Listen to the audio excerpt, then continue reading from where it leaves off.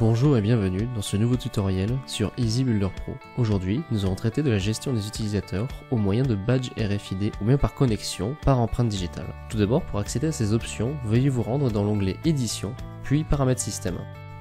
Ensuite, allez dans l'onglet Sécurité. En dessous de l'encadré concernant vos différents utilisateurs déclarés, vous aurez un petit bouton Plugin. Ici, vous allez pouvoir activer l'utilisation de la carte à puce RFID ou bien de l'ajout d'un périphérique de lecture d'empreinte digitale. Pour ajouter un périphérique à votre projet, veuillez cliquer en bas dans Scan lecteur. Ici, le programme va attendre qu'un périphérique vienne se connecter par USB sur votre poste. Veuillez donc le connecter pour l'associer. Une fois le périphérique correctement détecté et identifié, veuillez cliquer sur Enregistrer. À présent, les identifiants du produit sont bien ajoutés au projet et il sera compatible avec l'IHM sur lequel vous souhaiterez charger ce projet.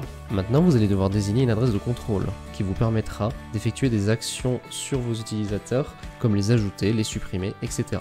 Pour les voir en détail, veuillez cliquer sur le bouton Utilisation.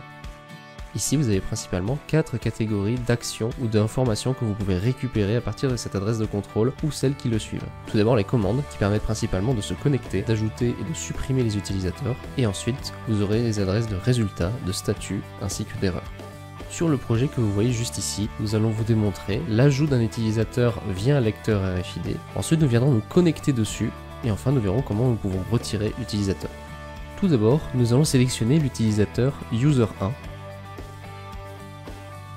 Ensuite, nous allons associer cet utilisateur à un badge RFID. Pour ce faire, veuillez cliquer sur le bouton Ajout utilisateur RFID. Le projet va maintenant nous demander de venir scanner le badge. Le scan a correctement été effectué et l'utilisateur a bien été associé à ce badge. Et maintenant, pour venir nous connecter avec ce même utilisateur, nous allons le laisser sélectionner dans le menu déroulant et nous allons cliquer sur Connexion utilisateur RFID. Maintenant, le projet va nous demander de scanner le badge qui correspond à cet utilisateur.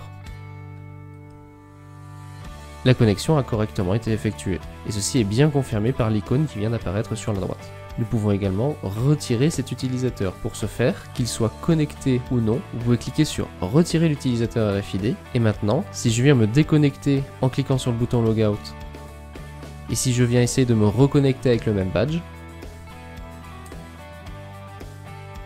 le projet m'indique bien qu'il y a une erreur, car ce badge ne correspond à plus aucun utilisateur.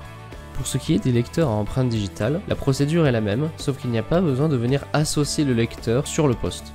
Pour ce qui est des adresses de contrôle, le principe reste le même. Vous avez des adresses de commande, de résultats et de statut. Dans ce projet, nous avons simplement décalé les adresses de 100. Et donc pour les empreintes digitales, nous allons procéder de la même manière. Tout d'abord, nous allons ajouter notre user1 à une empreinte digitale. Il faudra venir scanner 3 fois le même doigt sur le périphérique.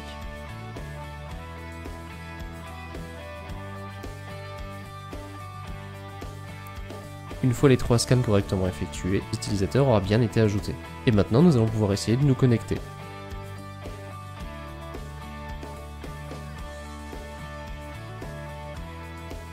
L'empreinte digitale a bien été reconnue et je me suis bien connecté avec l'utilisateur numéro 1. Et tout comme l'utilisateur RFID, je peux décider de retirer l'utilisateur empreinte digitale, me déconnecter.